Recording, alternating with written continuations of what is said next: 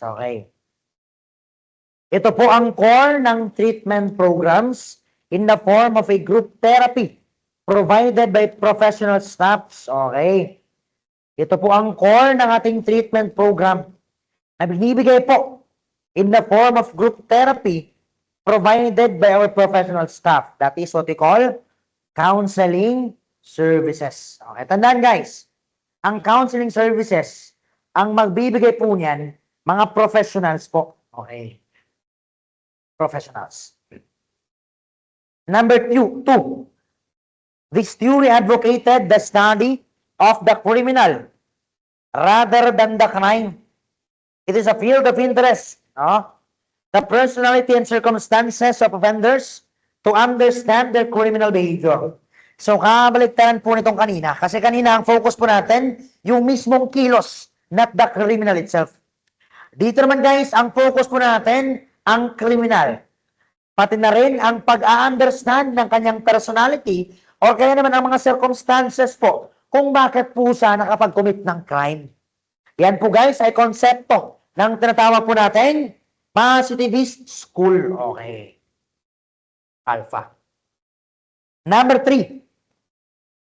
In the history of correctional institution, if Carlos Metis is one of the 2 million prisoners who has been tortured and slaughtered in known prison in Poland, what prison institution would that be? Okay? Balikan po natin yung mga nakaraang panahon na kung saan 2 milyong prisoner po ang tinorture at pinahirapan during that time in Poland. Mga kapatid, iyon po ang tinatawag nating Auschwitz prison. O kung saan, common po na dito po ginawa yung tinatawag po nating Holocaust na tinorture, pinahirapan, at ginawang baboy ang mga Hudeo po during this time. Sobrang rami po nila. Okay. Number 4. What is being referred to as the Jail Bureau's aim. Okay? Aim ng Jail Bureau. Basta aim, matik na po yan. Aim to enhance public safety by providing humane, safekeeping, and development of inmates in all districts, city, and municipal jail. Ang aim po guys, yan po ang mission ng ating Jail Bureau. As what is written in the BGMP Manual 2015 po na mandatos po. Okay. Number 5, this activity intends to assist the client para po ma-sort out niya yung kanyang problema or kaya naman makahanap po siya ng mga solusyon or kaya naman maayos po niya yung kanyang mga conflicts or kaya naman ma-resolve po niya yung kanyang mga conflicts. No? Pwede po itong gawin either individual, which is one-on-one, or kaya naman through group interaction no? With the officers of the agencies. Okay guys? Ito po ang tinatawag po natin para matulungan yung kliyente po natin para ma-sort out yung kanyang sarili, mabigyan solusyon ng kanyang mga hinanaing, mga hinanakit, mga problema.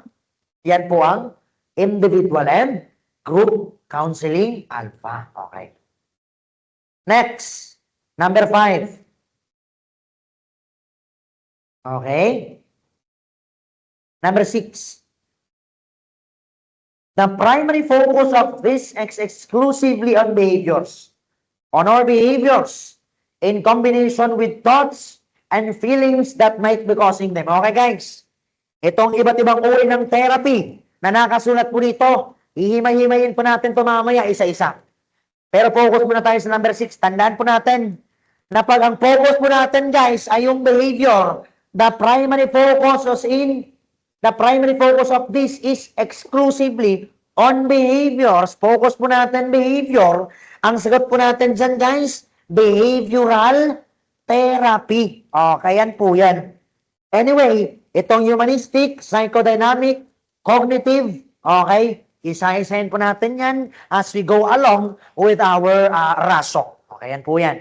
Ang sagot po natin sa number 6, behavioral therapy. Ang focus po natin, exclusively, behavior ng tao in association or combination with thoughts and feelings na nagkukos po kung bakit behavior, yung ganyang uri ng behavior, ang pinapakita ng isang tao.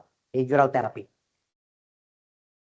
Number 7, the program includes the setting up of seminars and skills training classes like food preservation and processing, candle making, novelty items, and handicrafts making to help clients earn extra income. Okay guys, under po yan siya sa ating vocational and livelihood skills training para matulungan po yung mga kliyente po natin na magkaroon po ng extra income. Okay.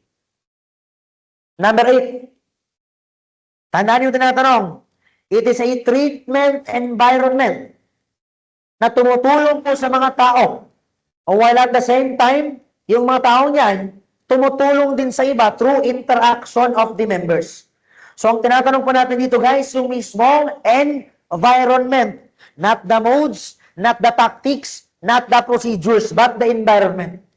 Isang uri po ng environment na kung saan ang taong nangangailangan ng tulong ay nakakatulong din sa iba sa pamamagitan ng pagbibigay ng tulong at yung ibang humihingi ng tulong, nabibigyan din siya ng tulong. Parang gano'n, that is therapeutic environment. Okay? O tinatawag po natin therapeutic community. 8, bravo. Okay, therapeutic community. Yan po yan. Number 9, okay? This is a restorative justice process that provides an interested victim an opportunity to meet para makita mo, makausap mo, face-to-face, his or her offender sa isang secured and structured na setting or atmosphere na kung saan ito po'y involved po din ang isang trained mediator and engage in a discussion of the past offenses and its impact to his or her life.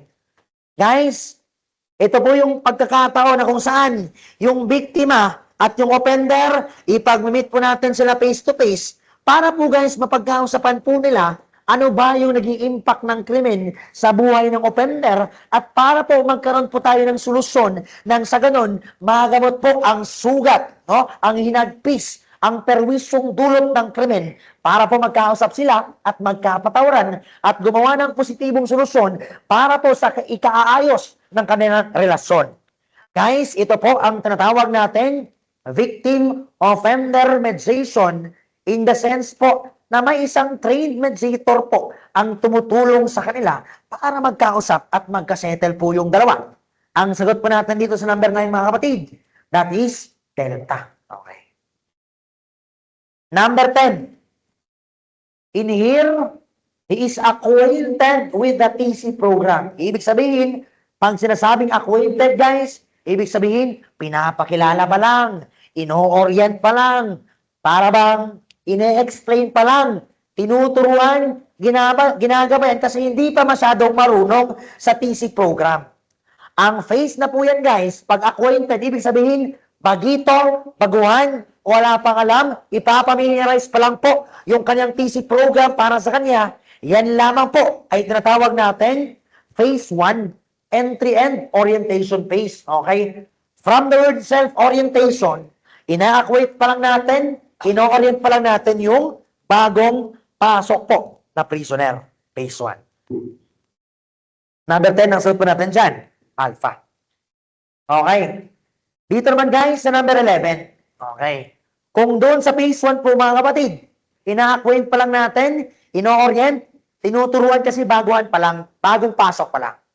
Sa number 11 naman po, ang residente po dito is now handa na po siyang mag-undergo ng treatment proper, no? Sa po ay dahan-dahan naging parte or miyembro ng community at nagmumula po siya bilang crew member. Ibig sabihin, nagsisimula na po siya. Handa na po niyang tanggapin yung treatment proper. Ibig sabihin, nandun na po siya, para po siyang grade 1, okay? Yung grade 1 na po, dahan-dahan po siyang nagiging miyembro ng community bilang isang crew member. Nagsisimula na po siya po. And then, he gradually ascends in the hierarchy. Okay. Guys, ito na po ay tumutukoy sa tinatawag natin phase 2 or primary treatment. Ibig sabihin guys, yung resident po natin dito, okay, handa na siyang matutunan yung mga bagay-bagay, no? Para bang ready na po siyang mag-undergo ng treatment proper. At dahil ready na siya, handa na siya, pagkatapos niyang ma-acquaint, Iaasin na po natin siya bilang bagong miyembro ng community at siya po ay magsiserve first as crew member sa housekeeping department until such time na dahan-dahan pong tataas yung kanyang ranggo. Okay? Phase 2 po yan, primary treatment. Okay. Ito naman. Number 12.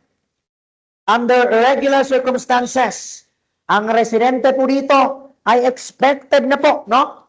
To have internalized the TC values and concept to start life afresh. Ibig sabihin, sa stage na po ito guys, expected na po natin na yung ating residente po dito, para bang willing na po siyang magbago sa buhay kasi na-internalize nila yung TC values. Para bang willing na po siyang magbagong buhay kasi natuturuan na siya or kaya naman dahan-dahan niya po yung tinatanggap or na-internalize yung values ng therapeutic community. Same pa rin po guys.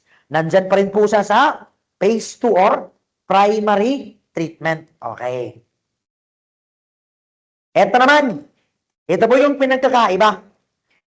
Sa number 13 po guys, at this phase po mga kapatid, ang residente po natin dito is expected na po siya. Keyword, napatunayan niya na ang kanyang ability. Proven his ability, ibig sabihin, past tense. Proven, magaling na siya. Napatunayan niya na ang kanyang ability. No? At siya po ay mas responsable niya. Okay? Kung kaya nga po, need na po niya ng lesser supervision. In the sense, na kinukonsider na po sa bilang role model ng community. Guys, ang resident po natin dito guys, after years and years of constant practice, napatunayan niya na yung sarili niya, gumagaling na siya, responsable na siya, mas mabait na siya, hindi na siya kinakailangan ng mas mahigpitang supervision at ginagawa na po siyang model ng community kasi nga, napatunayan niya na yung kanyang ability in that community. Guys, ito na po yung tinatawag po natin phase 3 or pre-re-entry. Okay? Keyword po natin dyan, siya na po ay role model ng community. Modelo na po siya ng responsibleness, ng kabaitan, ng value kasi napapatunayan niya na yung kanyang sarili. Okay. Number 14. Okay. Sa number 14 po, ito po yung keyword po natin kung paano ba natin masabi yan siya guys, na ito na po ay tumutukoy sa phase 4 or re-entry. Okay guys. Lahat po ng mabawasan nyo guys sa phase 4 or re-entry, may kinalaman na po yan siya sa life outside. Ibig sabihin, more than just being a role model. Ibig sabihin, more than just being able to prove himself or herself into the community, siya na po ay ready na pong ilabas sa kulungan kasi he is now preparing for his life outside and is focused on making himself on productive citizen. Ang kanyang focus na po dito guys ay nakatuon na po sa kung paano ba niya mabubuhay, marirebuild yung kanyang pamilya at makakahanap ng trabaho sa labas. Lahat ng may kinalaman sa buhay sa labas, life outside, tumutukoy po yan sa Delta po, phase 4, re-entry. So kung isa-summarize po natin, phase 1, ino-orient, ina-acquaint pa lang, tinuturuan kasi wala pang alam. Phase 2, primary treatment, dahan-dahan po siyang natututo, nagsisimula na po siyang matuto. Okay? Bilang crew member ng housekeeping department. Dahan-dahan niya pong natututunan o na-internalize yung TC values. Sa pre-re-entry, magaling na. Napapatunayan niya yung kanyang sarili at ginagawa na po siyang role model to the point po na hindi na po siya kailangan ng mas masinsinang supervision. Phase 4, re-entry, ibig sabihin, ang resident po natin dito guys, more than just being a role model, naghahanda na po siya sa buhay niya sa labas. Kasi ready na po siyang palabasin kasi nagbago na po siya. Nagbago na po ang kanyang outlook sa buhay. He is now rehabilitated and is now preparing to his life outside and at the same time, rebuild and sustain his family. Okay? Phase 4 na po yan. Okay. Eto naman. Number 15. Sila po ay required na mag-attend ng mga group sessions para masiguro po natin na sila na po ay naka-adjust sa life outside jail para ma-reduce po natin yung cases against recidivism. Ibig sabihin, kinakailangan Pag nakalaya na yung isang tao, hindi pa rin yan ibig sabihin guys na papabayaan natin siya. Kinakailangan from time to time, monthly, mag-report din muna siya sa barangay or kaya naman sa PPA para ma-monitor po natin yung kanyang progress kung talagang nagbago na yung taong yan. Ang sagot po natin dyan guys ay hindi po natin makikita sa number 15 kasi supposed to be, it is what we call phase 5 or ano yan? Aftercare. Wala pong aftercare po dyan. So, ang isasagot po natin, none of the above. Nota, Charlie, 15, Charlie. Okay. Number 16. The residents comply with the cardinal rules. Okay. Balikan po natin. Ang cardinal rule po ng ating prison institution is, tandaan po yan, ADV. Yung mahal na motor, okay? ADV, SS. Okay. ADV, ibig sabihin, wala pong, ano yan? Alcohol, wala pong droga sa loob, wala pong violence sa loob, or kaya naman threat of violence. Huwag po kayong magkantutan sa loob, no sexual, okay, acting out. Okay? At higit sa lahat, huwag kang magnanakaw, okay? Ito po yung tinatawag natin cardinal rules ng ating prison. Okay, guys? Sa lahat po ng nasabi po dyan, no loitering, no gambling, no trespassing. That is number 16. Alpha, no stealing po yung ating cardinal rules po dyan. Okay. Yan po. Number 17, tandaan po to. Ang kasali lang po sa meeting na po ito, mga kapatid, is the senior members of the community. No? Sila po ay nagtitipon-tipon para po pag-usapan po nila ano ba ang nangyari sa community noong nakarang araw. At dito rin po, yung mga senior members po natin, nagpo-formulate po sila ng solusyon para masolve po natin yung mga concerns or kaya naman, ma-execute po natin ng maayos ang araw po natin. Okay guys, ito po yung keyword po natin. Pag once po, mga senior member lang yung involved po sa meeting na yan, pre-morning meeting yan. Ang gumagawa lang po ng pre-morning meeting yung ating mga senior members. Ang morning meeting naman po, ito na po yung meeting na kung saan nagpa-flag po sila, kumakanta, nagre-recite ng TC values. Ibig sabihin, involved na po ang buong community. Yan na po yung morning meeting. Ang pre-morning meeting, guys, senior members lamang. Okay? So, ang isasagot pa natin sa number 17, mga kapatid, that would be alpha. Ang talk to naman, guys, ibig sabihin, say for example, yung kapwa mo preso, hindi nagbuhos ng CR, okay? Para malaman niya na mali pala na hindi tama ang hindi magbuhos ng CR, kakausapin mo in a friendly way. Para malaman niya na mali pala yon. Talk to. Ang pull-up naman, guys, ito po yung kung saan hindi natin alam, no? The offender or the violator is not known. Ang ginagawa po natin sa pull-up, para po yun sa training center, pop out, okay? Yung pull-up, guys, ang ginagawa natin dito, lahat ng members of the community, nakaupo. Tapos, yung senior member, magtatanong po siya, kasi hindi natin alam sino yung gumawa ng violation. Tatanungin ng senior member, sino ba sa inyo ang hindi nagbuhos ng CR?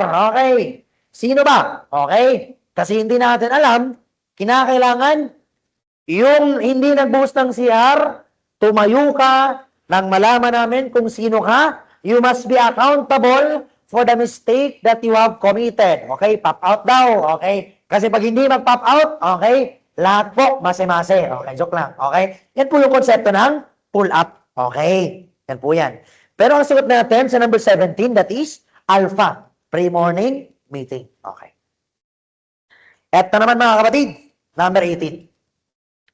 When negative behaviors or infractions to the house rules or norms are done for the second time of the same offense by a resident, ano na po yung gagawin po natin?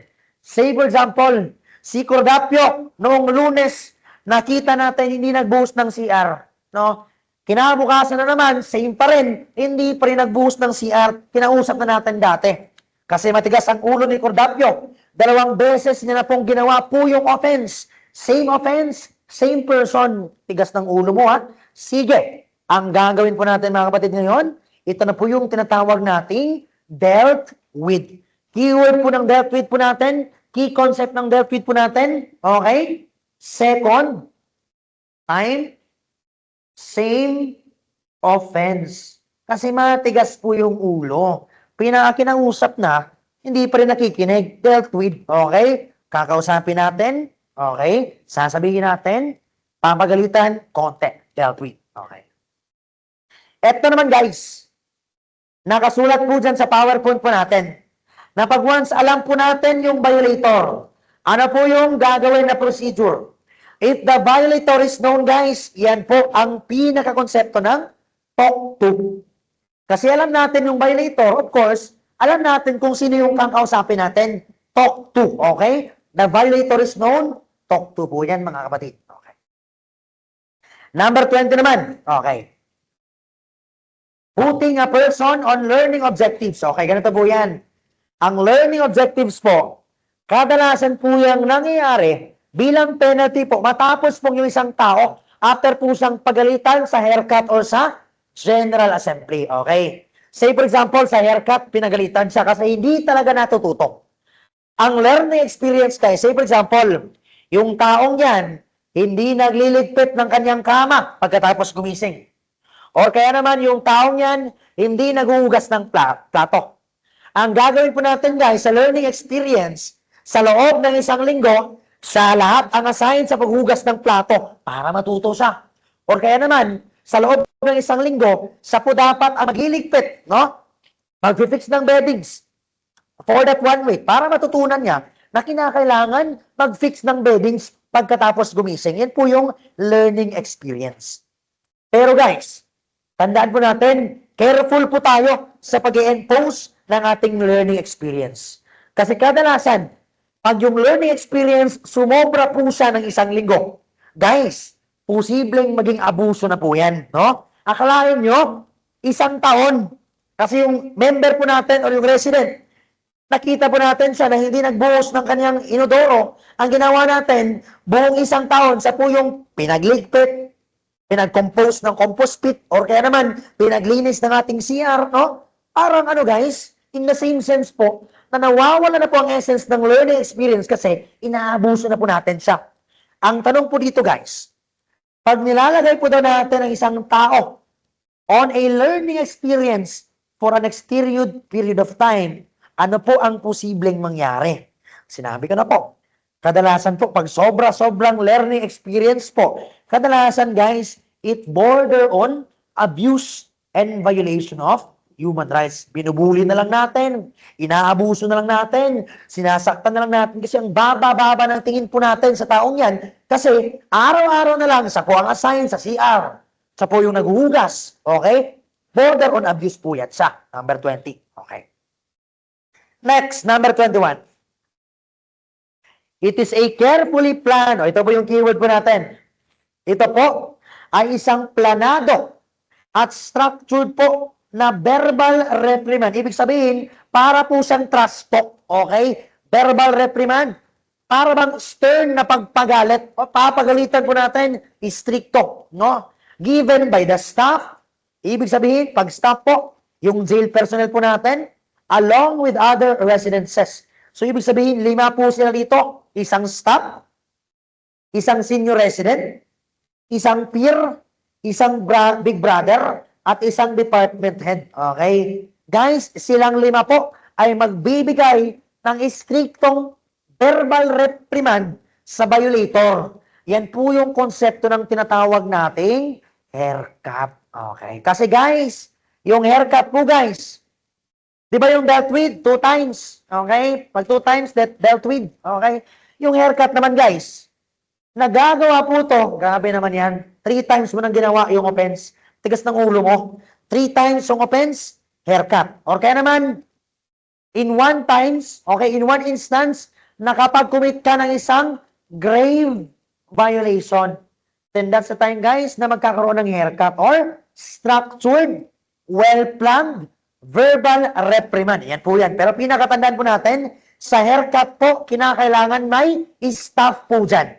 Pag sinasabing staff yung BGMP personnel. O yan po yung staff. Kinakailangan, nandun po yung staff, magsusupervise ng haircut. Kasi mamaya, bugbugin yan or torturin ng mga kasamahan niya, na kinakailangan, nandun po yung staff, i-make sure niya na okay lang yung proseso ng haircut. Ayan po yan. Number 22, okay? Alin po sa mga rason, okay? Which of the following reasons why the staff or the peer who booked the haircut should not be part of the disciplining team? Balikan natin. Diba kanina guys, meron tayong sa haircut po natin, 5 tao po. Isang staff at 2 members ng community. Senior resident, peer, big brother, at saka yung department head. Ang sinasabi po dyan guys, kinakailangan po na kung sino man yung staff or kaya naman resident na nag-book ng haircut or nagsumbong or nag-recommend na kinakailangan ipa-haircut na yung taong yan kasi hindi na po siya nakikinig, kinakailangan hindi po siya part ng 5 to or ng disciplining team. So say for example, pag ikaw yung nagsumbong or pag ikaw yung nag-recommend ng haircut or nag-book ng haircut, kung ikaw yung nagsumbong, hindi ka po kasali sa disciplining team. Okay? Out ka doon. Ano nga ba yung rason kung bakit ganito po yung ginagawa po natin? Okay. Guys, ginagawa po natin yan kasi pangit naman. Baka kasi mamaya, napaka-bias mo or napaka-subjective mo. Akalain mo, ikaw pa yung nagsumbong, tapos ikaw pa yung galit. Okay? Ikaw pa yung nagbibigay ng reprimand. Posible po yan siya, guys, na magkaroon ng bias or subjectivity. Kaya ang ginagawa natin, kung sino man yung staff or yung resident ng community na siyang nag-book ng ating haircut, hindi po siya kasali to avoid bias or subjectivity. Ayan po yung sagot po natin dyan sa number 22, Delta. Okay. Number 23. Okay. Ang mga behavior na po ito, guys, ay nagbibigay ng threat sa ating community. Kasi po, sila po ay nagbabiolate ng established order and safety ng facility po natin. Guys, ibig sabihin, ang mga behavior na po ito, malala, delikado, threat, kasi nagbabayad po sila ng order at saka ng seguridad sa ating facility. Mga kapatid, ito po ay tumutukoy sa tinatawag nating ADVSS o yung mga malulubha or seryosong violation sa ating community na nagtitreten ng ating community. Hindi lamang po ito sa breach ng simpleng disiplina. Hindi rin po ito bans at hindi rin po ito isang breach lamang ng house rules. Mabibigat po ito. Kaya ito po ay tinatawag natin breach of cardinal rules. Mabibigat, delikado, at threat po siya sa order and safety ng ating community. Okay, yan po yan, mga kapatid. Number 24, bumalik na po. Ito po ay isang professional na activity na pagtutulong ng isang individual or grupo or community to enhance or restore their capacity for psychological, emotional, and social functioning and create an environment favorable for the attainment of these goals. Ibig sabihin po, ang ginagawa po natin dito, para matulungan po natin ang ating mga individual, it's either individual or pwede ring group, no? Para ma-restore po ang kanilang emotional, psychological, at social functioning. Ang ginagawa po natin, para matulungan sila, yan po ang tinatawag po natin, hindi ring group counseling, kasi dalawa, yung sinasagot natin dyan, it could be individual or group, so broad term po siya. So tatanggalin natin yung group counseling. Hindi rin po sa therapy. Hindi rin po sa treatment. Ito po ay ang general term ng counseling. It could be group counseling or it could be individual counseling. Lahat po yan sa guys nakatuon para maayos po natin or ma-enhance po natin yung psychological, emotional, and social well-being or social functioning ng ating mga residents. Okay po yan, mga kapatid. Number 25, ito po ay component ng therapeutic community modality that introduces the concept and mechanics of various shaping tools. Ano ba yung various shaping tools natin? Haircut, dealt with, okay, bonds, learning experience, pull up, talk to, general meeting, okay. Lahat po yan sa guys, mga tinatawag po natin shaping tools. Ano po ba daw? Among all the components of the therapeutic community modality, ang programa po na gumagamit ng mga various shaping tools para sa pagdisiplina ng ugali ng isang resident. Mga kapatid, ito po yung tinatawag natin behavioral management. Okay? Component po yan siya ng TCMP po natin na gumagamit po tayo ng various shaping tools para tulungan, madisiplina, or ma-reform yung ating mga residente. So, yan po yan. Number 26. Ito po ay tumutukoy sa pangmatagalang medical and psychological na pag-alaga. Okay? Long-term medical and psychological care. Hindi po yan restitution, hindi rin po yan compensation, at hindi rin po yan satisfaction. Ito po ay, ibig sabihin, rinirehab ka. Inaalagaan ka in the long term and binibigyan ka ng psychological care para magbago ka along the process. Rehabilitation, rehab, that is alpha. Okay. Number 27. Okay. In this phase, okay, of the BGMP TCMP, the inmate undergoes a series of examination to determine his physical, social, and psychological status. Upon his commitment, a resident is placed, keyword, orientation, binibigyan ng orientation sa loob ng orientation room. Ibig sabihin, hindi pa nakapasok, hindi pa nag-undergo ng treatment, ino-orient pa lang, tinuturuan, ina-acquaint, somatic na yan mga kapatid, that is what we call, ano yan? That is delta or phase 1 or entry or reorientation. Number 27, delta. Number 28. Ito po ay pang-araw-araw na ritual that starts the day in a TC facility. Na kung saan po, ang lahat ng miyembro ng community ay nag-a-attend. It commences with an opening prayer, nagkakanta sila ng Philippine National Anthem, at nagre-recite ng TC philosophy. Mga kapatid, sinabi na po natin to kanina. Ito po ay tumutukoy sa, ano yan? Pag lahat na po ng members ng community involved, that is pre-morning or morning? Morning meeting. Kasi sino lang ba ang involved sa pre-morning meeting? Mga senior residents. Okay. Sa morning meeting, lahat na po or whole community. Nagkakanta ng lupang inirang, nagre-recite ng TC philosophy, at sinasabi po nila ang kanilang prayer. Okay, yan po yan.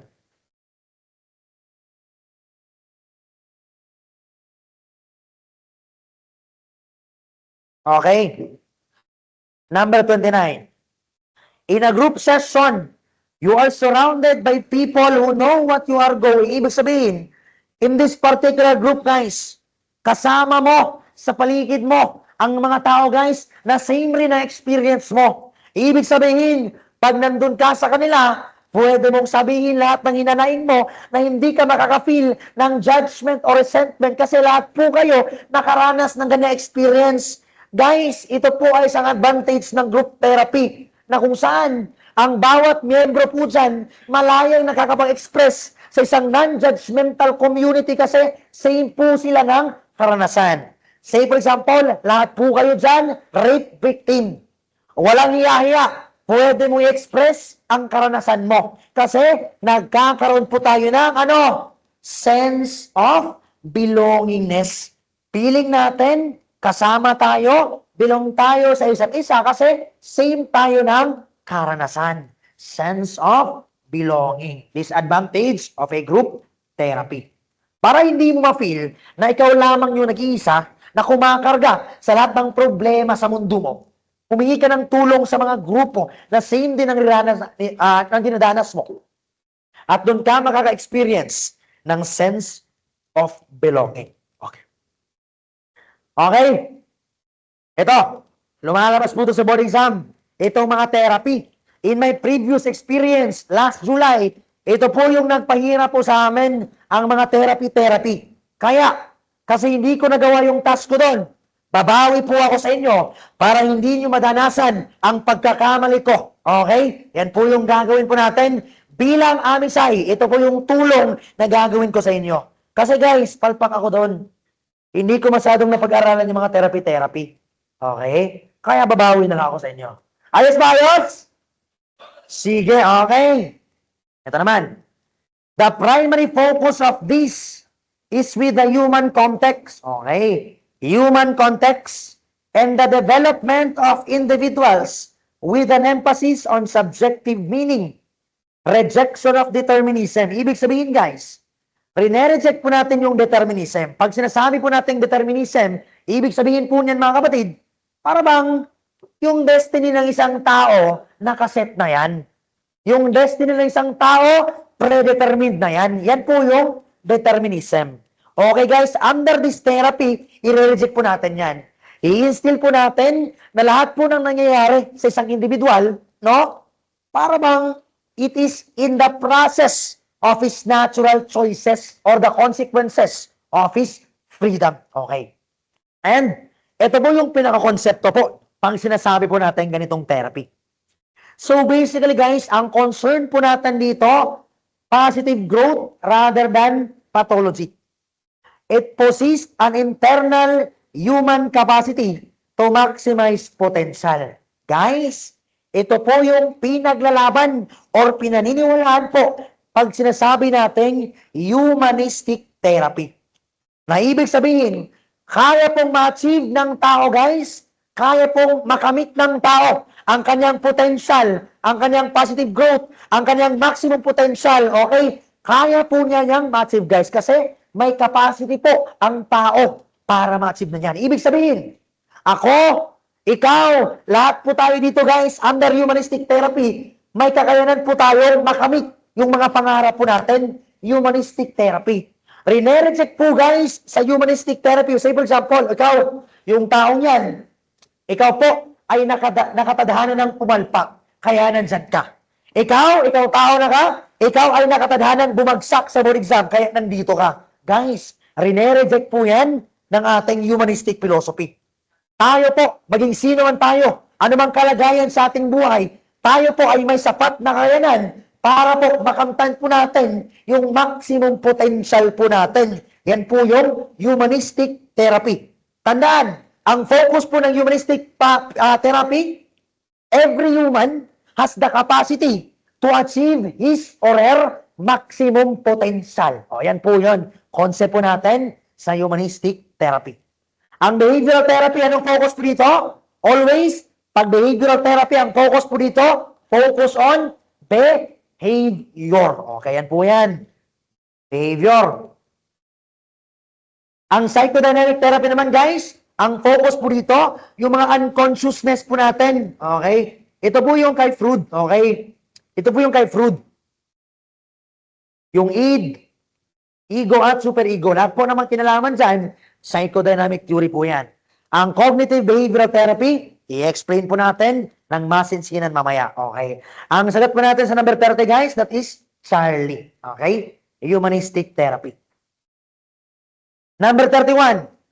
In the admission process for inmates in BGMP, each inmate will be assigned to a specific blank who may either be a psychologist or social worker or nurse. Ibig sabihin, before ka po i-admit sa BGMP facilities, i-assign ka muna natin, it could be psychologist or social worker para malaman natin ano ba ang treatment na dapat sa'yo at saan ka ba namin ilalagay para mas maganda po yung treatment process namin sa'yo.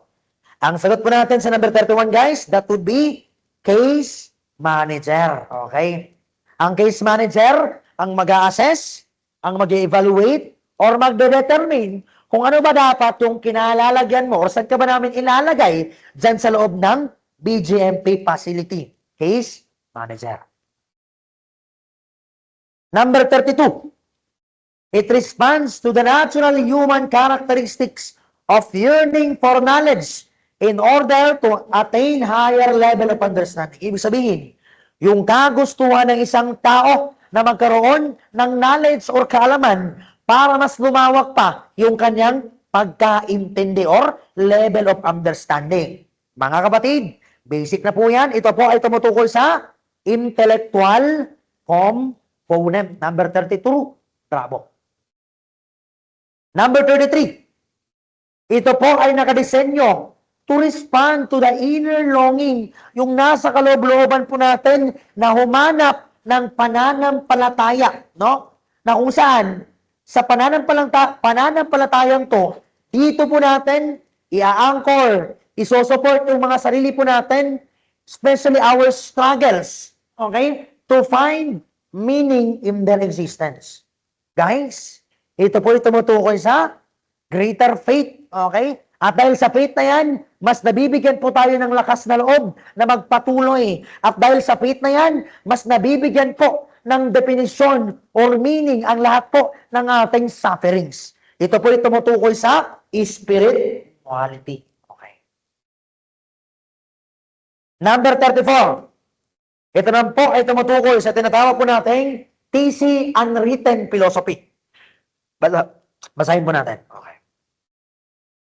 The residents will learn how to give and accept criticisms without resentments.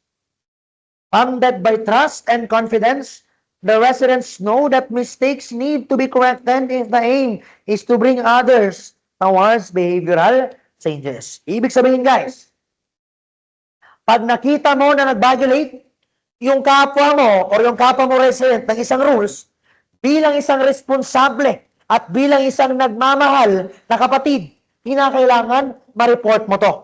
Hindi dahil sip-sip ka o hindi dahil epal ka, dahil mahal mo yung kapatid mo at gusto mong matuto siya. Ito po ay tinatawag natin responsible love and concern. Yan po yung sagot natin dito mga kapatid, no? Kasi mahal mo yung kapatid mo.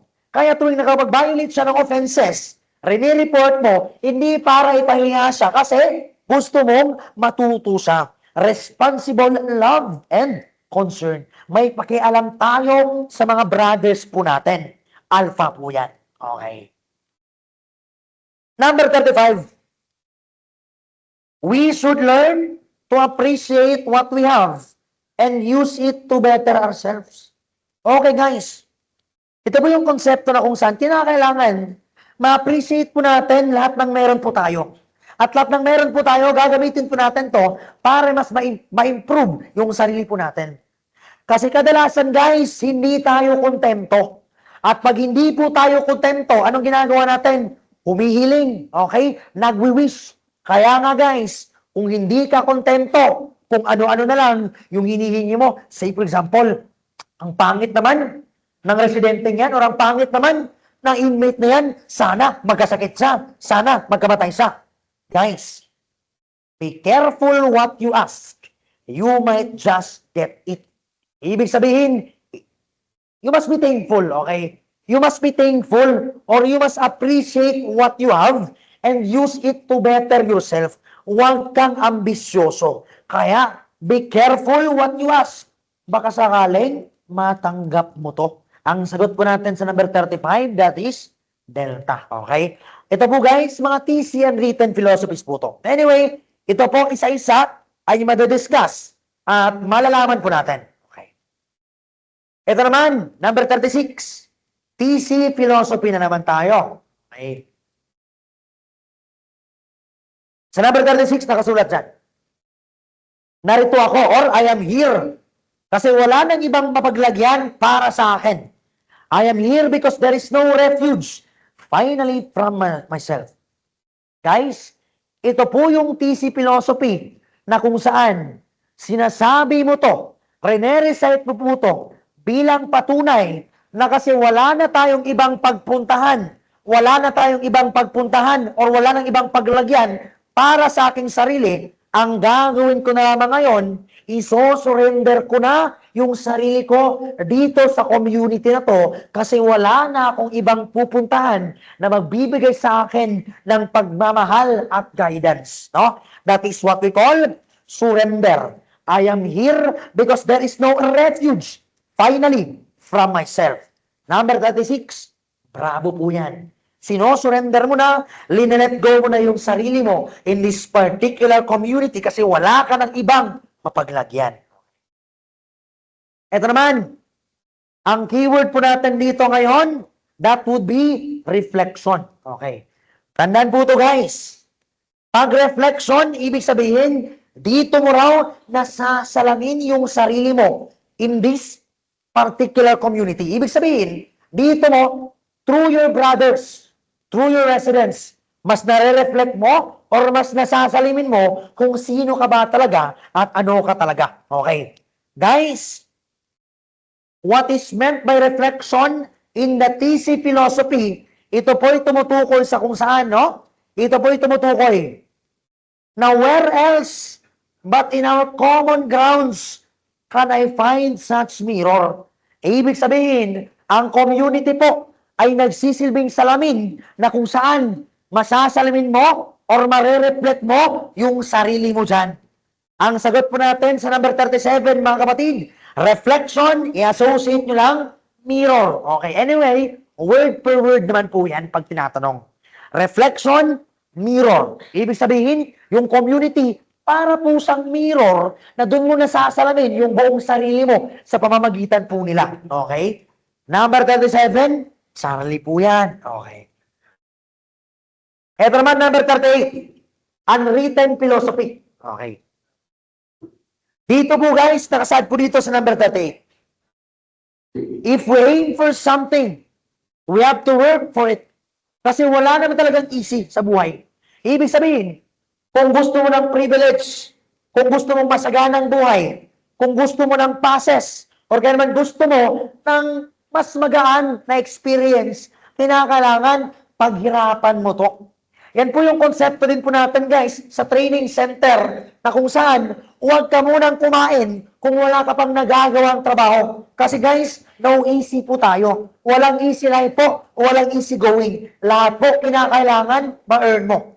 Kung gusto mong mag-rank up sa community, i-earn mo yan. Kung gusto mong magkaroon ng privilege sa community, pagtrabahuan mo yan, i-earn mo yan. Yan po ang konsepto ng walang libreng lunch. No free lunch. Lahat pagsisikapan, lahat pagtatrabahuan. Ang sagot po natin sa numero 38, that is no free lunch. Okay. Number 39. Okay. What is the form? What is the form of punishment which is intended to cause physical pain to a person? Okay, ano po yan? Nagkukos po siya ng physical pain sa isang tao. Okay? Latigo, pangbubugbog, strangulation, lahat po yan siya guys. Mga tinatawag nating harsh or brutal punishment or corporal punishment. Ayan po yan. Number 40. Okay, ito po yan. Ito po yan. Ito naman tayo. Therapy na naman. Lumalabas po ito. Huwag pong kalimutan. Okay? Balikan natin, di ba kanina? Sa behavioral therapy, ang focus po natin, ano? Pag behavior, ang focus, behavior. Okay. Dito naman guys, sa number 40.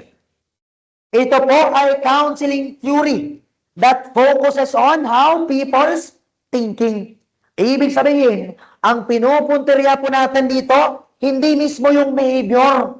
Ibig sabihin, hindi natin tinitira o hindi po yung behavior yung pinapalitan po natin. Bagkos, yung pinapalitan po natin dito mga kapatid, itong tinatawag natin thinking. Or kaya naman, kung hindi thinking po yung gagamitin, beliefs. Okay. I-change po natin yung beliefs para po magbago yung feelings at magbago ang ugali ng isang tao. It is brief and oriented towards problem solving. Ganito yan. Pag sinasabi po nating behavior, guys, ibig sabihin ugali. Ibig sabihin mga ugali, mga kilos na nakikita po natin, perceivable, nakikita sa labas. Behavior po yan. Say for example, ikaw, nakakita ka ng isang tao na pangit yung ugali. Barumbado, magulo, nananaksak, pumapatay, violente. Ibig sabihin, pangit po yung behavior niya. According sa theory na to guys, Para palitan po natin yung kanyang behavior, ang gagawin po natin, we must change his thinking. Baguhin natin yung kanyang isip, baguhin natin yung kanyang paniniwala. Kasi pag nagbago yung kanyang isip o yung kanyang paniniwala, magbabago rin ang kanyang emosyon. At pag magbabago yan, yung kanyang emosyon, mag-improve din ang kanyang behavior. Para mas palaliman, say for example, biktima ka ng tinatawag natin, okay. Say for example, tatay ka. Bilang tatay, trabaho po natin na alagaan yung anak natin.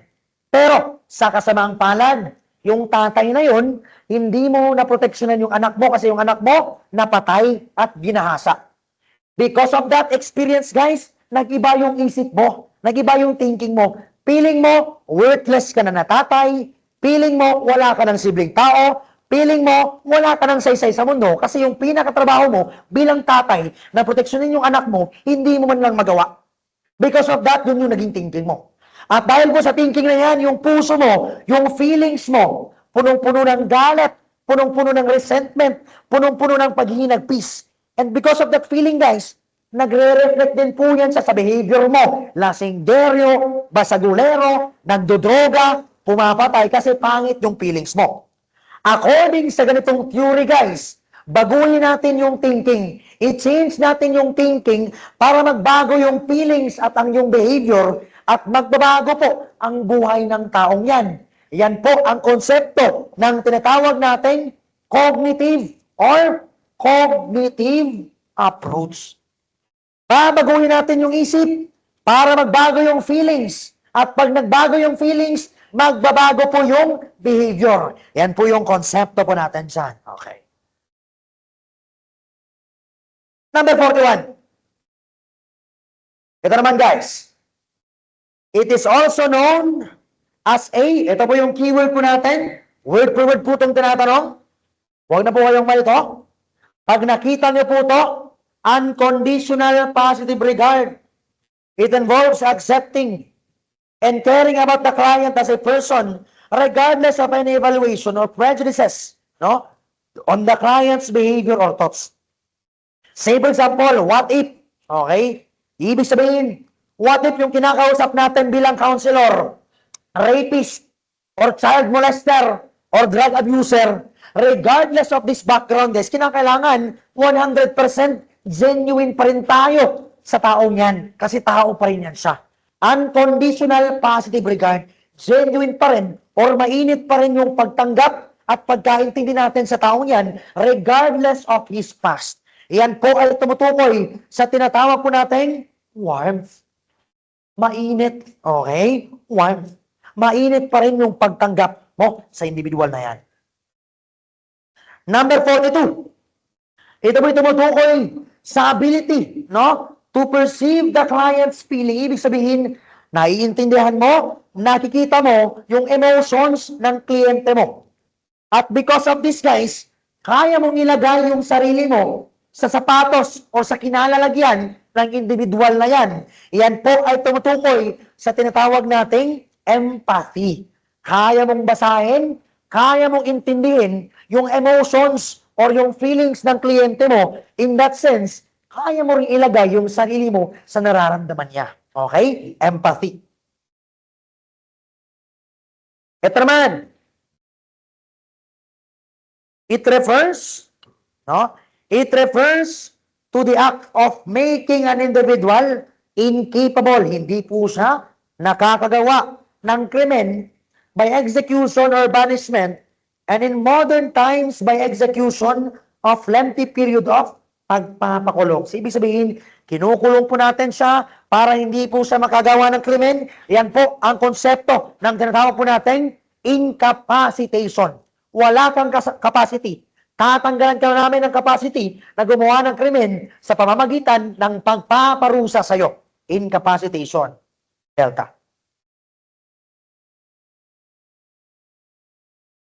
Number 4. Number 44. Ang tinatanong po dyan, lahat po ng pinag-usapan po natin, na-discuss po natin in the counseling session, kinakailangan, privado po yan. Basic na po yan. Pag private po, ibig sabihin, confidential. Okay. Number 45, importante po ito. Ibig sabihin, bilang isang counselor or therapist, naniniwala ka sa kliyente mo na kaya niyang baguhin yung kanyang sarili at kaya niyang magkaroon ng mga desisyon na mas makakapag-improve ng kanyang buhay. Ibig sabihin guys, may respeto ka sa kliyente mo kasi naniniwala ka na yung kliyente niyan, kaya niyang baguhin yung buhay niya. Buong puso kang naniniwala na yung kliyente niyan, he is capable of changing his life. Ibig sabihin, may respeto ka sa kliyente mo. Ayan po yan, mga kapatid. Okay.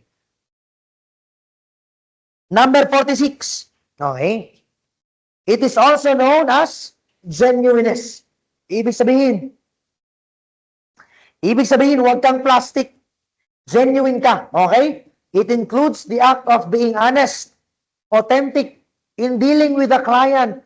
It is showing, nagpapakita ka po talaga ng tunay na simpatsya or concern rather than just focusing on the techniques during session.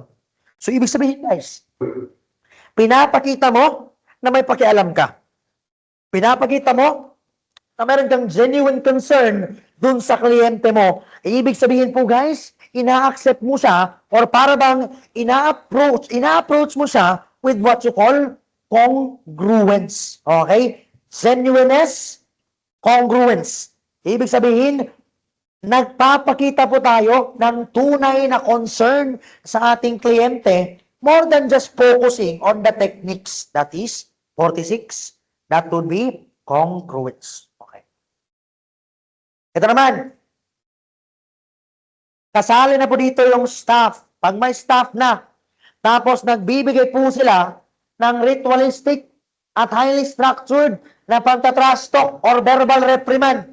May staff na at may peers. Yan na po ang tinatawag po natin. Ano yan? Ano yan? Wala? Okay. Okay? Guys, pag may staff na po at may peers, tapos pinapagalitan po natin yung ating resident, that is, guys, what we call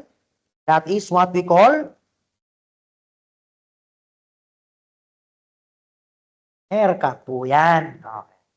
Kasi yung dealt with naman, guys, para bang ano naman siya? Sa dealt with naman kasi, hindi po kasali dyan yung stop.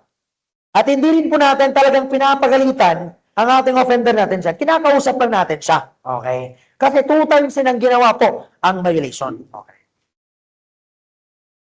Number 48. In the ideal setting, the resident at this stage is now ready to be released back to the society as he has demonstrated adequate self-control and discipline. Ibig sabihin, handa na po siyang bumalik sa society. Pag may kinalaman na po sa society or life outside, ano na po yan? That is, phase 4 or re-entry. Handa na siyang bumalik sa buhay sa labas. Okay. Lahat po ng may kinalaman sa buhay sa labas, phase 4 or re-entry po yan. Okay. Number 49. Ito po ay isang uri ng psychotherapy that involves one or more therapists working with, keyword, several people at the same time. Ibig sabihin, group. Kasi several people, hindi po sa one-on-one situation. Several people, matik na po yung mga kapatid, that would be group counseling. Okay. Ito guys, ganito po yan. Ito naman yung therapy guys na kung saan nakasentro po tayo sa person, no? Person therapy or Rogerian therapy.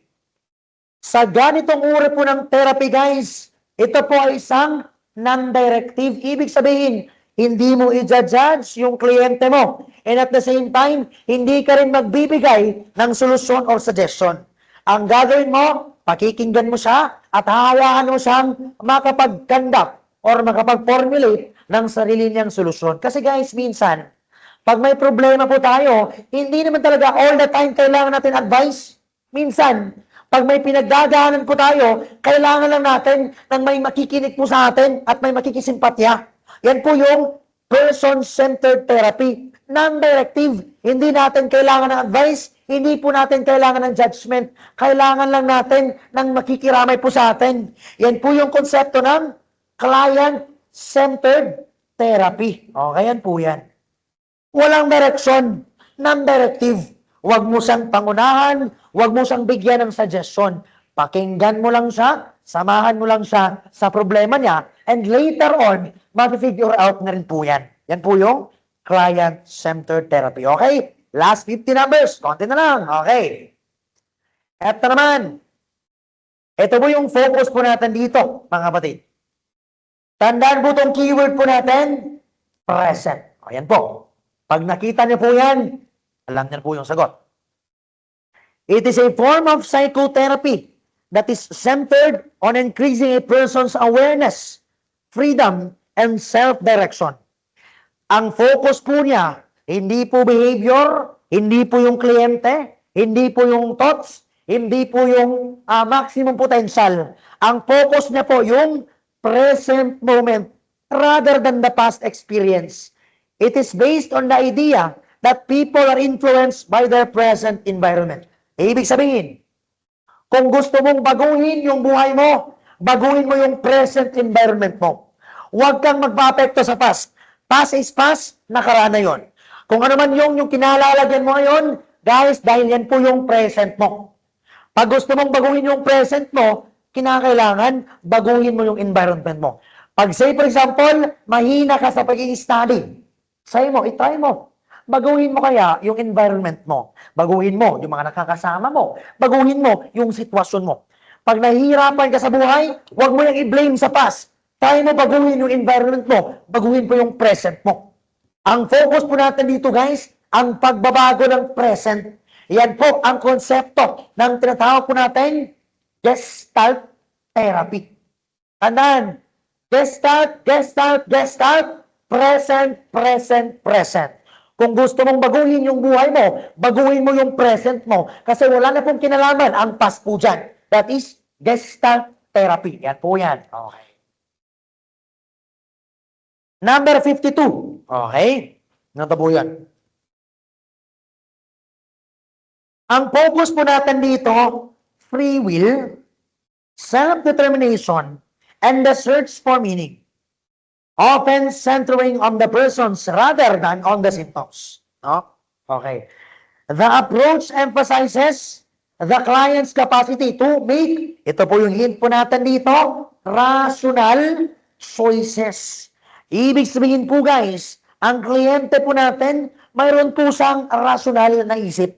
May utak po yan siya. Ginagamit na po yung kanyang free will or yung kanyang freedom or yung kanyang rational choices para po ma-maximize niya ang kanyang potential. Okay? That is what we call, guys, existential therapy. Focus po tayo sa mga rational choices. Ang maximum potential po ng tao, guys, nandun po yan sa kanyang rational choices. Pag bobo ka pumili ng desisyon sa buhay, malamang sa malamang, babagsak ka. Pero, pag matalino ka namang pumili sa buhay, maganda po yung rational choices mo, malamang sa malamang, magsasucceed ka. Yan po yung existential therapy. Focus on rational choices. Kinakailangan magaling kang pumili. Kinakailangan rational ka palagi. Yan po yung existential therapy. May capacity ka to choose rationally. Rational choices, existential therapy. Yan po yun, mga kapatid. Balikan po natin. Client-centered, nakasentro sa kliyente. Hindi natin siya ina-judge. Gestalt therapy, anong focus natin sa Gestalt therapy? Ano yan? That is, pag Gestalt therapy, anong focus natin? Present, okay. Pag cognitive approach, anong focus mo natin? Anong babaguhin? Yung thoughts. O yan po yan. Okay. Number 53. Keyword po natin dito, permanent group. Anong synonymous ng permanent? Okay? Pag permanent, anong synonymous niyan? Static group. Okay? Ang sagot natin sa number 53, alpha. Okay. Number 54. Containment actions. Okay? that limit certain privileges. Say for example, kasi nag-violate ka ng rules, hindi ka makakapag-basketball, or kaya naman, hindi ka makakatawag sa pamilya mo, or kaya naman, hindi ka namin bibigyan ng mga privileges. Yan po ay tumutukoy sa mga containment actions, ibig sabihin, na ban ka, or bans, delta. Number 55, in this therapeutic group, the participants are selected by the staff, okay, according to peers like adult members will go with the same date of entry in the facility and same goes with the middle and young members. Ibig sabihin, sa ganitong grupo po, pag matanda ka, para mas madali ka makarelate, ang kasama mo, matatanda rin. Pag middle age ka or binata ka, kinakailangan yung kasama mo rin, mga binata rin, para mas madali ka makapag-relate. Guys, ito po yung tinatawag po natin, pag same po kayo ng characteristics, same po kayo ng background, or same kayo ng age group, yan po yung peer confrontation group. Number 55, bravo po yan, mga kapatid. Okay. Number 56, what if talagang violente ka na? At talagang nakakasama ka na or nakakapag-threaten ka na sa community. Okay? Ito po yung keyword natin, incorrigible. Ibig sabihin, hindi na makorek, hindi na magapan, hindi na natututo, paulit-ulit na lang, delikado na po siya sa community. Ang ginagawa na po natin dito guys, sa resident na po ito, pinapalis natin, pinapalipat po natin ng ng jail facility. Ito po yung konsepto ng expulsion. Kung baga sa bahay ni Kuya, evicted. Ayan po yan, expulsion. Okay. Number 57. Pag naset na po natin yung mood, tapos nakikinig na lahat ng community po natin. Okay. Ang leader po, tatawagin niya po yung violator para harapin po yung entire community. Tapos, ang leader, i-encourage niya lahat ng miyembro ng community na ma-express ng kanilang galit or feelings about the offense committed by the violator. Ibig sabihin, yung violator, tatawagin natin. Alam natin yung violator. Yung violator na yan, say for example, meron po siyang drugs. Okay. Dahil doon, pinatawag po siya ng leader. Mister, nandito ka sa harap, harapin mo yung community. Tapos yung community po, lahat po sila papagalitan, verbal reprimand sa violator. Mga kapatid, iyan po yung tinatawag po natin, general meeting. Okay. Lahat po sila mag-express ng kanilang feelings about the offense committed by the violator. General meeting po yan. Okay. This refers sa pagbibigay ng formal or non-formal education and skills development of inmates. Education yung tinatanong. So, imposible naman po kung sasagot ka dyan ng sports o ng work o ng spiritual program. So, ang isasagot pa natin dito, bravo. Okay.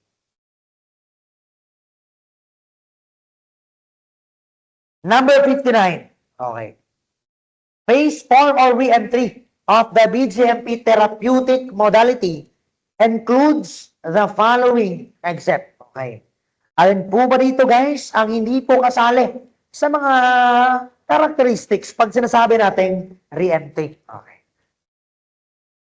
Pag sa re-entry po ba, reintegration into the mainstream of society, okay, kasali po yan. Sa re-entry po, focus po tayo sa pag-create ng bagong lifestyle na kung saan ina-apply na po natin yung tools at concept ng therapeutic community. Kasali po yan sa re-entry. Ang pagta-transition po to life outside of jail, ibig sabihin, pine-prepare mo na yung sarili mo para doon ka na sa labas mamuhay. Kasali po yan siya sa characteristics ng re-entry po natin. Ang sagot po natin dito, alpha, learning how to follow the rules and norms of the community.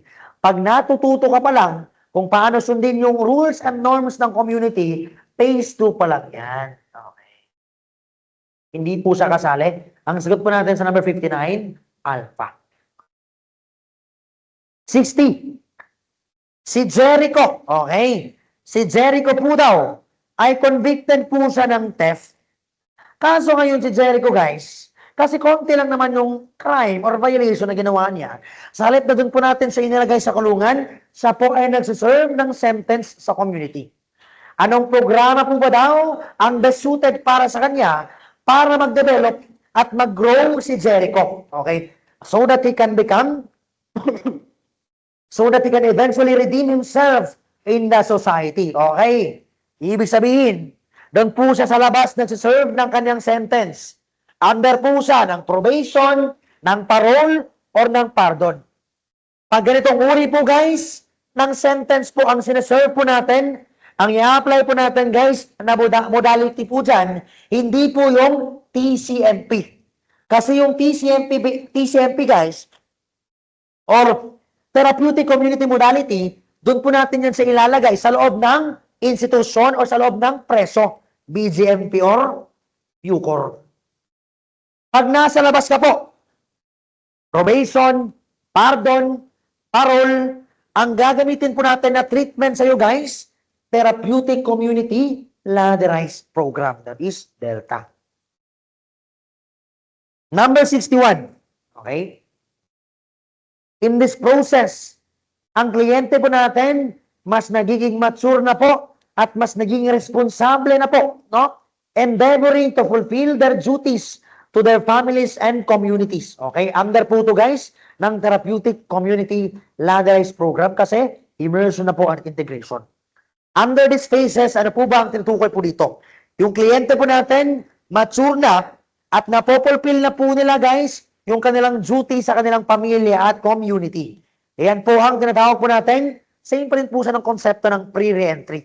Mas nagiging mature ka na, that is phase 3, immersion. Okay, yan po yan. Number 62. Ito po yung proseso of assisting the patient to become socially and economically self-sustaining without the use, okay? Without the use of drugs upon his return to the community. Ibig sabihin, kaya po niyang masustain yung sarili niya na hindi na po siya gumagamit ng droga sa kanyang pagbabalik sa community. Ibig sabihin, kaya niya pong buhayin yung sarili niya. Yan po yung konsepto ng tinatawag po natin social reintegration. Kaya na pong i-mix niyang sarili niya sa community po. Kaya niya na pong mag-earn ng legitimate source of income na hindi na po siya gumagamit ng drugs. Kaya na po niyang i-reintegrate yung sarili niya sa society. That is DELTA, social reintegration. Okay. Number 63. Ang focus po natin dito guys is to effect behavioral change at i-develop po natin ang initiative at self-discipline. Ibig sabihin, i-undergo natin ang proseso po ang ating kliyente po in this particular phase. Okay guys, ito po ay tinatawag po natin primary treatment. Okay, number 63B. Number 64 naman. Dito po na kung saan, where the building of the foundation, okay, of the therapeutic community ladderized program is done. Clients are, keyword po natin, assimilated. Ibig sabihin, ini-insert pa lang natin, tinuturuan po natin, binibuild pa lang natin yung foundation ng TCLP po sa ating residente or sa ating kliyente. Okay? Guys, pag assimilated pa lang, or binibuild pa lang natin yung foundation sa kliyente niyan kasi wala pa siyang masyadong alam, yan pa lang po ay nasa tinatawag po natin orientation phase. Okay. Phase 1. Next, ito po ay alternatibo sa pagdadalaw or kaya naman alternative po siya sa traditional po na face-to-face na pagbisita ng mga parents ng PDL po natin. Okay, basic po to. Ito po yung programa na tinatawag po natin i-dalaw. Okay. Number 66. This is activities in the TC, okay, that provide intellectual stimulation and seeks personal involvement among residents. Ibig sabihin, nakukutaw o nasi-stimulate po yung utak ng ating mga residente po to at nagsisik po siya ng personal involvement. Mga kapatid, ito po yung tumutukoy sa tinatawag po natin seminar. Kasi iba po, ano? Sorry. Seminar po yan. Yung debate, malalaman po natin mamaya. Number 66, bravo. Kasi guys, yung debate naman guys, ginagamit po natin itong debate para matutunan po yung ng mga residente po natin kung paano nga ba mag-defend or maglagay ng mga argumento in a logical manner. Ibig sabihin, yung arguments, propositions, or yung stand po nila, paano ba nila ito ma-express, masasabi, at ma-organize in a logical manner. Yan po ang nade-develop guys. Pag yung ating mga residents, nag-engage po sila sa debate. Kasi guys, sa debate, of course, anong ginagawa natin? No, nagpre-present ng ideas, nagsasabi ng ating mga arguments, at kinakailangan, ma-express natin ng maigi ang mga arguments na to sa pamamagitan ng debate. O, yan po yan. Charlie. Number 68. Any action or activity that reflects or brings out ang kabutihan ng isang tao. It is a broad concept of, ito na po yun, belief, paniniwala in something beyond the self. Ibig sabihin, naniniwala po tayo guys, na mas mataas pa, mas magaling pa, at mas meron pang mas makapangyarihan sa atin. Naniniwala pa tayo guys, na mas may makapangyarihan pa sa atin. Yan po yung tinatawag natin konsepto ng spirituality. Okay, yan po yan. Ine-emphasize po ang spirituality sa loob ng preso guys. Kasi yung pananampalataya po natin, ito po ay mas nagbibigay ng lakas ng loob sa ating mga offenders na magpatuloy po despite na sila po'y nakakulong. Kasi guys, alam po natin na kung ikukumpara po natin yung isang taong may pananampalataya at walang pananampalataya, mas matibay pa rin at mas may tatag ng loob ang isang taong may pananampalataya in terms of facing difficulties in real life. Yan po yung spirituality. Kaya importante po siyang konsepto sa loob ng prison facility. Okay. Number 69. A program, okay? A program of the Parole and Probation Administration. Aim po siya at generating maximum effective and efficient citizen participation. Ibig sabihin, yung citizens or yung civilian, sila po ay pwedeng magpa-participate, community involvement, sa proseso po ng pagre-rehabilitate at pagpre-prevent ng crime and the overall administration of justice. Ito po ay tinatawag po natin citizens participation, volunteerism. Okay.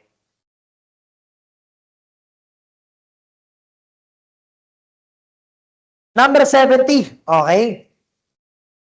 What is the therapeutic community philosophy? Okay. Philosophy po siya na kung saan sinasabi po guys ng ating offender na narito ako kasi wala nang ibang mapaglagyan sa sarili ko. Okay? That is what we call surrender alpha. 71. Ito po ay objective ng group counseling na saan siya po ay nakasentro. Okay? Nakasentro po siya. Center on identifying and changing inaccurate or distorted keyword thinking patterns, emotional responses, and behaviors. Ibig sabihin, babaguhin po natin yung thinking patterns, yung thinking, yung beliefs, yung konsepto na pinapaniwalaan po ng ating offender. Ano po yan sa mga kapatid? That is cognitive behavioral groups. Number 72. In this phase, the client manifests, okay? The client manifests sustained positive changes. Ibig sabihin, tuloy-tuloy na po at progresibo na po ang pagbabago ng ating kliyente sa kanyang behavior at sa kanyang ugali. That makes him or her a thesis strength at saka role model, no? Sa kanyang mga fellow clients. Dito rin po guys, sa stage na po to, na yung kliyente po natin, sa po ay nagkakaroon na ng lawful means of livelihood. May trabaho na, kaya na po niyang masustain yung kanyang sarili at kanyang pamilya. No? Ina-apply niya na po the adequate literacy skills and deals with others in a positive and thus positive ways, thus making him or her a productive member and an asset of the community. Okay? Ito po yung maximum level na pwedeng ma-achieve po ng ating kliyente po dito na kung saan progresibo na po ang kanyang positive changes. Na so sustain, consistent na po ang kanyang positive changes. Ito na po yung tinatawag po natin integration. Sustained positive change. Okay. Number 73. Okay. The client is expected to consistently behave in a responsible manner, both in the family. Okay, kinakailangan, consistent na po siya sa kanyang pagiging responsable sa kanyang pamilya at sa community na hindi na siya kinakailangan ng masinsinan or direct supervision ng ating probation and parole officer. Ito na rin po guys, ito tumutukoy sa tinatawag po natin phase 4, reintegration pa rin. Consistent, sustained na po yung positive behavior at pagiging responsable po ng ating kliyente. No? Phase 4, reintegration. Number 74, ito po ay ang mga nakakanta ng miyembro or older member of the community na sila po ay task para gabayan ang mga bagong sangla or mga bagong miyembro ng ating residents. Mga kapatid, from the word itself, Big Brother, sila po yung nag-guide sa ating mga newly committed members kasi mas matagal na po sila or mas older members na po sila. Yan po yan, Big Brothers. Number 75. Ito po yung tumutukoy sa terms, okay? Terms used for inmates who are part of the TCMP. Ano po ba daw ang terms or paano po ba natin sila tatawagin? Mga kapatid, luma na po itong inmates, hindi na po ito ginagamit ngayon. Lalong-lalo na po yung prisoner. Yung PDL naman, general term po yan. Sana tumutukoy po sa mga taong confined or under restrictions or under constraint. Pero guys, pag miyembro ka ng ating therapeutic community modality program, ang tawag po sa'yo, hindi PDL, hindi prisoner, hindi client, hindi inmates, ikaw po ay tinatawag natin residente. Residence Delta. Number 76. Okay. Ito po yung keyword po natin. Pag nakita mo po itong safety valves, okay, within the community, which is usually highly pressured and structured. Ito po isang forum na kung saan ang members ng community pwede niya pong i-express ang kanyang mga natipon na mga negative emotions, no, within a structured or safe environment without resorting to violence or aggression. Ibig sabihin, pag galit na galit ka na, or may hinanaing ka, or may meron kang saloobin doon sa kalooban mo, pwede mo itong i-express in a safe and a structured environment na hindi mo kailangang manuntok or hindi mo kailangan mag-resort into violence or aggressions. Safety valve po ito so guys. Safety valve po ito sa guys. No? Pag safety valve po, pwede kang makapag-express ng damdamin mo. Yan po yung encounter group po natin, mga kapatid. Number 77. Ito po tumutukoy sa salita or saying na ginagamit po natin bilang gabay sa community para mas maintindihan nila ano ba yung kinakailangan nilang gawin at yung attitude for that day-to-day interactions and behavior. It is elaborate or mas ine-explain po to during the morning meeting by some members of the community to emphasize its relevance and how it can stimulate the residents' thoughts and help them change their behavior into something. Ibig sabihin, for this particular day, ito po yung magiging gabay po natin. Say for example, in the morning meeting, sinabi ng member, sa araw na to, tayo ay magiging matapat. Okay? Ibig sabihin, yan po yung central concept po natin for that day. Yan po yung mag-serve as guide po natin sa bawat kilos po natin for that particular day, ang katapatan. Mga kapatid, yan po ay tumutukoy sa tinatawag po natin theme or concept of the day. Number 77, alpha. Okay. Number 78. Ginagawa po ito so guys, no? This is done, no? When the violator is ibig sabihin, hindi po natin kilala kung sino po yung hindi nag-flush ng CR. At kinakailangan, ma-validate muna natin siya prior to bring up in the morning meeting. Pag hindi po natin kilala yung offender, o hindi po natin kilala sino yung hindi nag-flush ng CR, ang ginagawa po natin dyan, para makilala po natin siya, pop out or pull up. Okay. Lumabas ka, umamin ka kung sino ka man na hindi nag-flush ng CR. Yan po yung konsepto ng pull up. Okay, i-validate muna natin. Number 79. Okay. Alin po ba dito, guys? Ang tinatawag po natin, cardinal rules in the BJMP therapeutic community. Okay? No sex or sexual acting out, kasali. Okay? No drugs or alcohol, kasali rin. Okay? No violence or threat of violence, kasali rin. Number 3. Walang magnanakaw dyan, kasali rin. So, ang sagot po natin, bravo, 1, 2, 3, 4. Cardinal rules po natin, ADB, SS. Okay. 80. Ito po, what is the program of activity directed para ma-restore po natin ang self-respect at sense of self-responsibility to community, thereby making him a law-abiding citizen after serving his sentence. Ibig sabihin, babaguhin po natin yung kanyang buhay, ibabalik po natin yung kanyang respeto sa kanyang sarili at yung kanyang sense of responsibility para po pag nakalaya na po siya, siya po ay maging isang law-abiding citizens. Mga kapatid, ang sagot po natin dito, rehabilitation. Babaguhin po natin yung buhay niya para po pag nakalabas na po siya, siya po ay maging isang law-abiding member of the community. Number 81.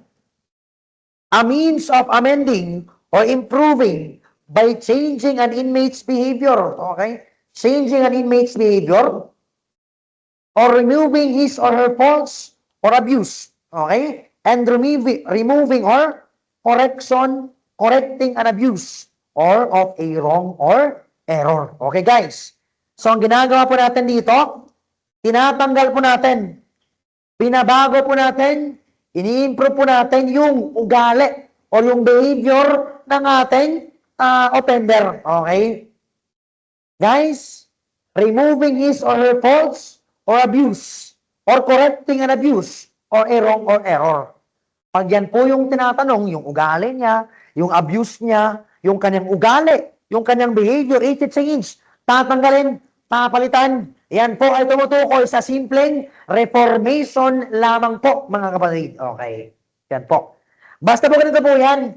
Ang focus po ng reformation, ugali, behavior, changing ugali, changing the behavior. Okay. Rehabilitation, baguhin natin yung buhay ng offender para pag nakalaya na po siya, siya po ay maging productive at law-abiding members ng community po natin.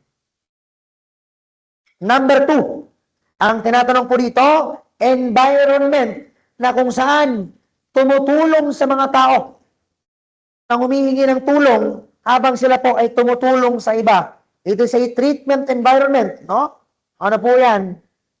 Ito po ay tumutukoy sa tinatawag po nating therapeutic community. Kasi ang tinatanong yung environment na tumutulong sa mga tao sa paghingi ng tulong while at the same time tumutulong din sila sa iba. So kung isa-summarize po natin, yung community na yan, nagtutulungan. Therapeutic community. Ang therapeutic community model naman guys, ito po yung model. Ito po yung philosophy sinusunod. Hindi po yan yung tinatanong. Ang sagot po natin, number 82, alpha.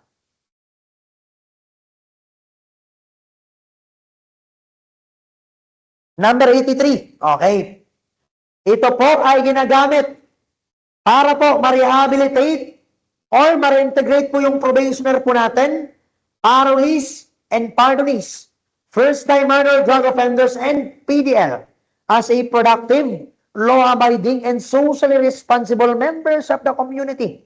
It is a self-help, social learning treatment model, okay, used for clients with problems of drugs and other behavioral problems such as alcoholism, stealing, and other antisocial tendencies. Ang tinatanong, hindi environment, hindi community, kundi yung model na ginagamit para ma-rehabilitate at ma-integrate ang mga probationer, parolees, PDL, drug user, lahat po sila ma-rehabilitate. Ito po yung model na ginagamit po natin para po sa kanila. Ang sagot po natin dito mga kapatid, that is Bravo, Therapeutic Community Model, TCM or TCMP. Yung programa o yung mismong modelo o sistema na ating gagamitin para po sa ikabubuti ng ating mga offenders. Okay. Number 84. Ito po ay naglalayon na mabigyan po natin ng oportunidad ang ating mga PDL na sila po ay magkaroon ng edukasyon. Ito po ay tumutukoy sa Educational Program 84 Alpha. 85. These are employed, no? These are employed to strengthen the learning process and the practice of more adaptive behaviors within the social learning environment.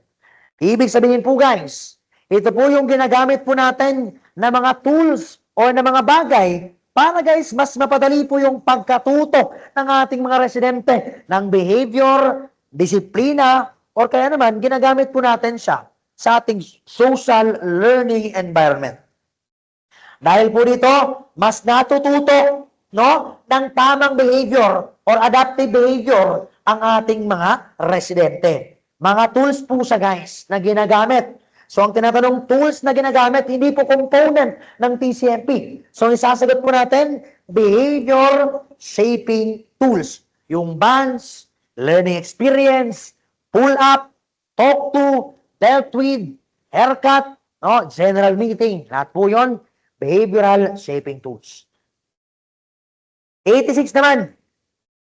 Kinakailangan daw, pag may knowledge ka or pag may learning ka, mas better po to. It is better appreciated pag sinare mo sa iba yung nalalaman mo or yung skills mo.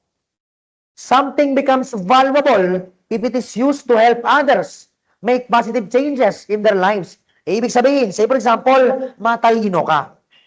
Para mabigyan ng importansya or mabigyan ng gamit yung katalinuhan yan, kinakailangan tumulong ka sa iba. Ito po yung tinatawag nating unwritten philosophy na kung saan, you can keep it unless you give it away.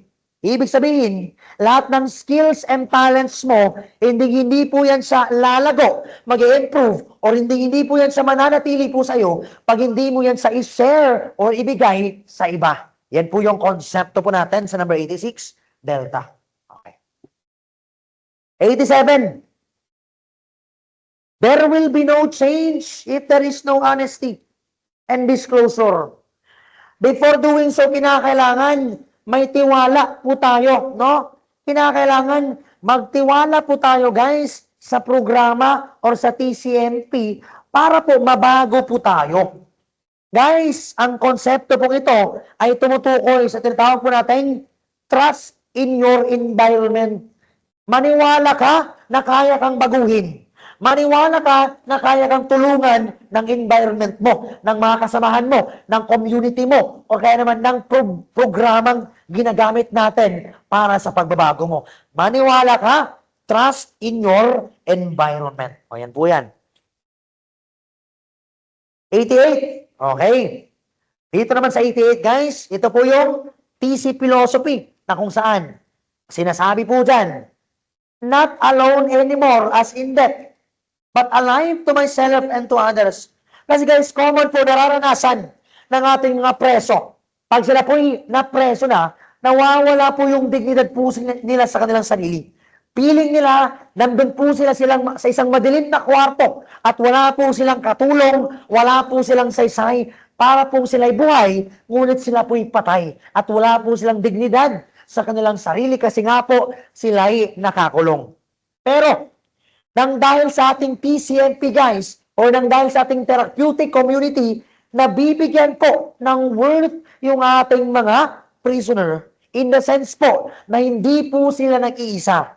na kahit nakakulong po sila, they are not alone, na para bang sila po'y patay na, no? Sila po'y buhay para sa kanilang sarili at para sa iba. Ito po'y tumutukoy sa worth ng isang resident, self-worth.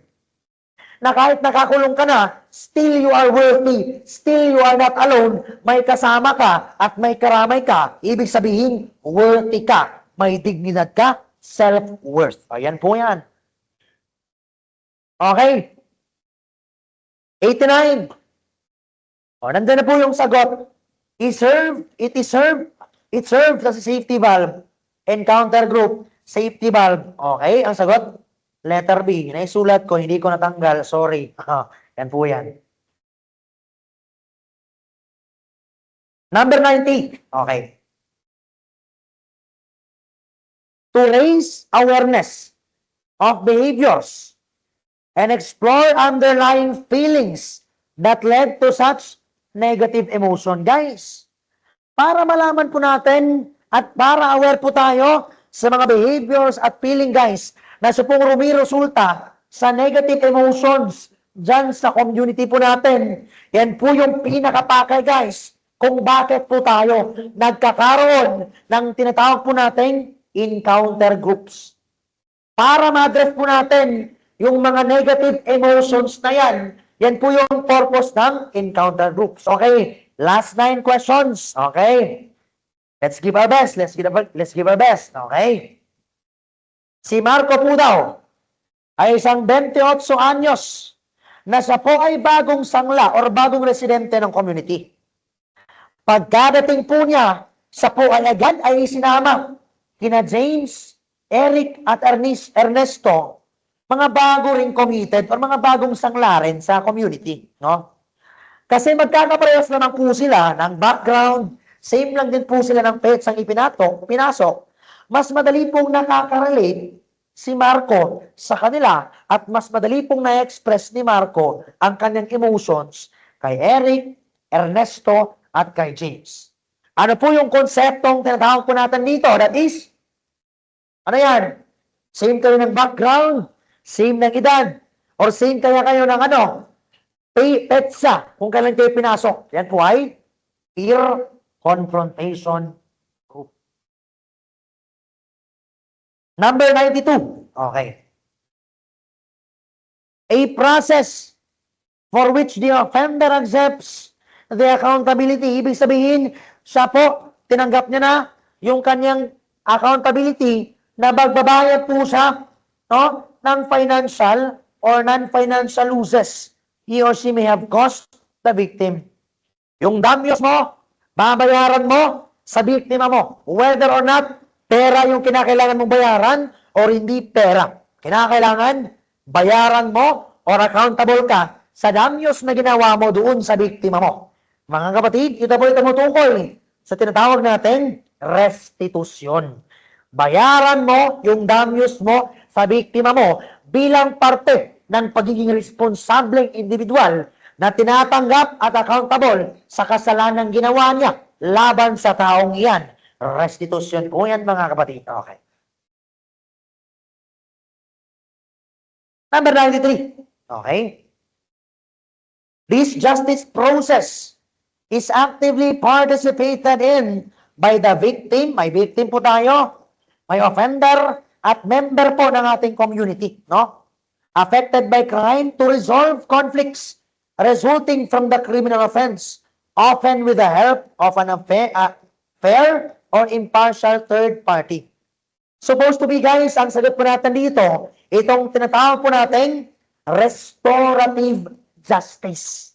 Sa restorative justice po, ang ginagawa po natin, yung offender, yung biktima, at yung tinatawag po natin impartial mediator, sa po ang mamamagitan para po, from the word itself, restore. I-restore po yung feelings, i-heal po yung sugat, gamutin po yung nasira or severe relationship because of that crime. Yan po yung konsepto ng tinatawag natin restorative justice. Pero, kahit anong gawin po natin, isum po natin yan, ang number 93, wala po tayong makikitang restorative justice po dyan. So, ang isasagot po natin, mga kapatid, that is Delta. Answer, not given. Okay. Restorative justice po yan.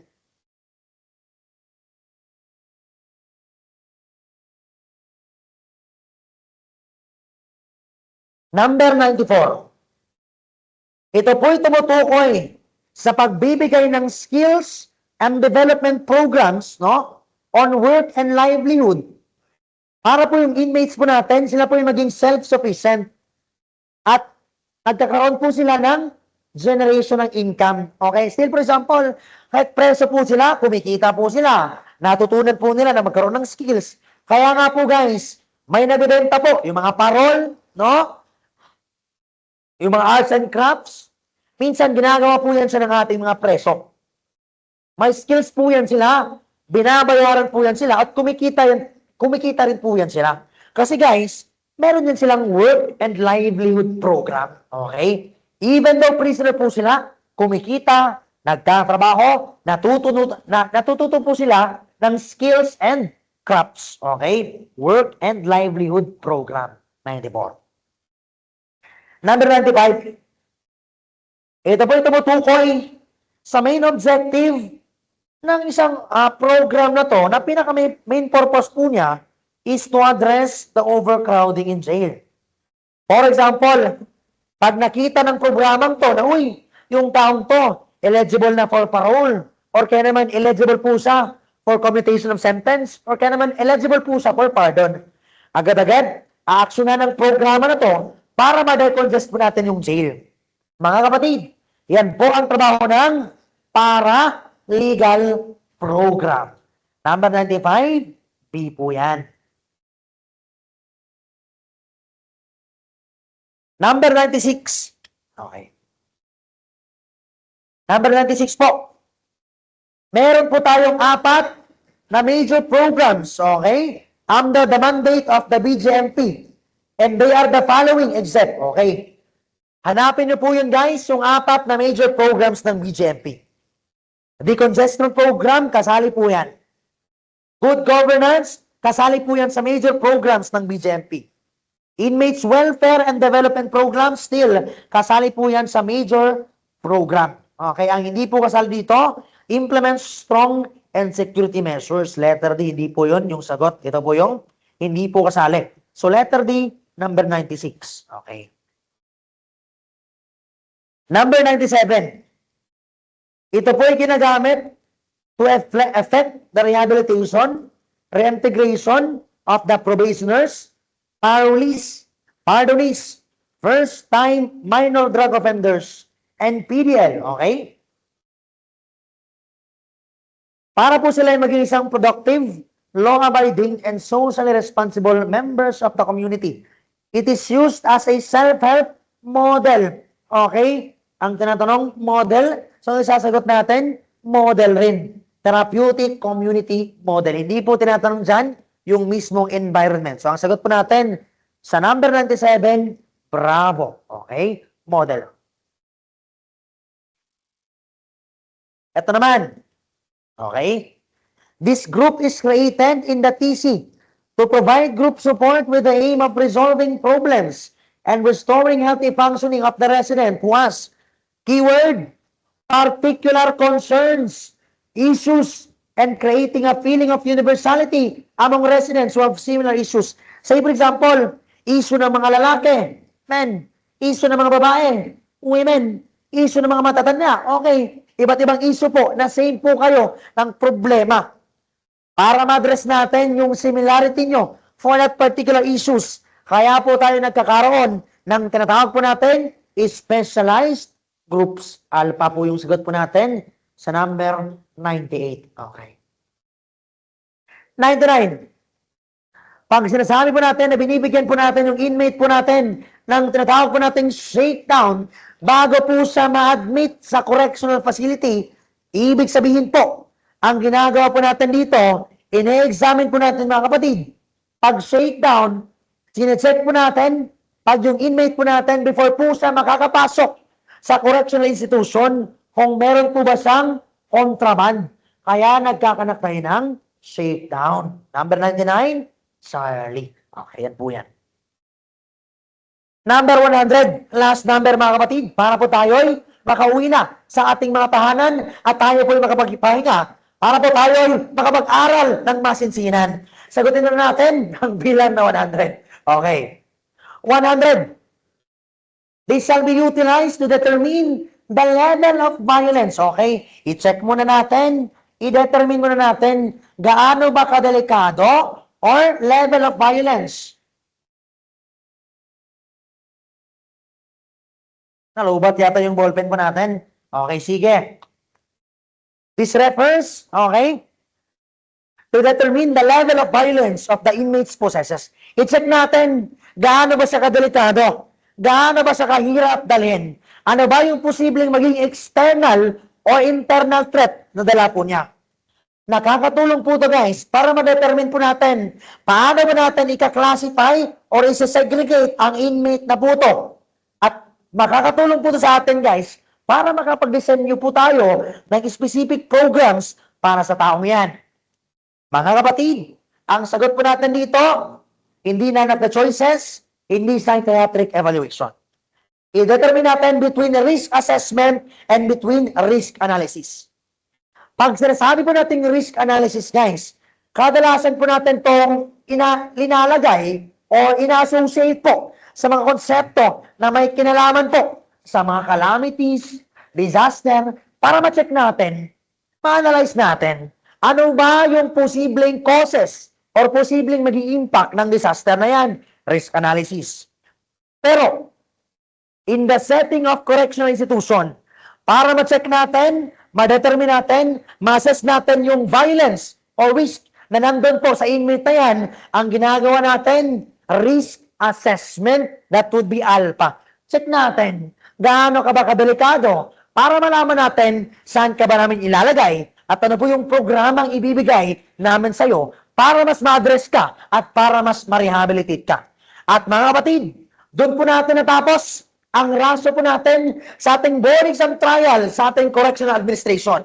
Nawal tayo po ay natuto at mas nagkaroon ng mas malalim na pagkaintindi sa mga konsepto po natin sa board exam trial ng raso. Maraming salamat po at God bless po sa ating lahat. Ako nga po mula, si Jericho Suarez, top 2 ng previous exam. Okay. Pagpasensyahan niyo na po kung napapansin nyo na mas mabilis po ako magsalita. Kasi guys, talagang yung utak ko, pag nakabasa po ako ng mga questions, mga problema, yung utak ko guys, ang bilis.